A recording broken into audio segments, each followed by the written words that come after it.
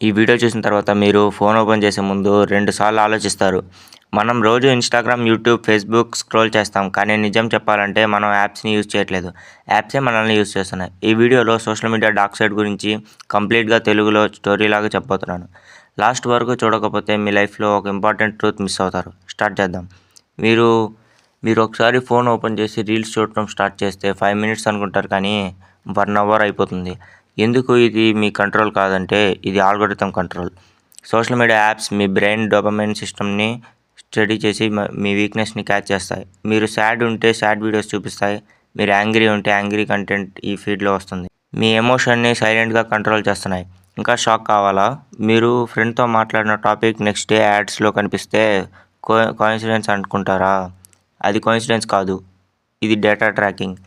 మీ mic, మీ location, మీ search history, మీ watch time అన్నీ record అవుతున్నాయి.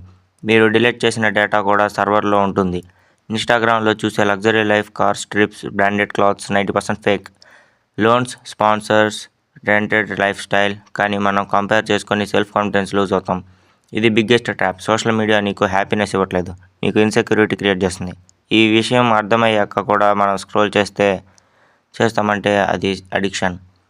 ఈ సిరీస్లో నెక్స్ట్ వీడియోలో యూట్యూబ్ ఆల్గోరిథంని, ఛానల్ని ఎలా కంట్రోల్ చేస్తుందో కంప్లీట్గా చెప్తాను. ఈ వీడియో నీకు యూస్ఫుల్ అనిపిస్తే లైక్ చేయండి.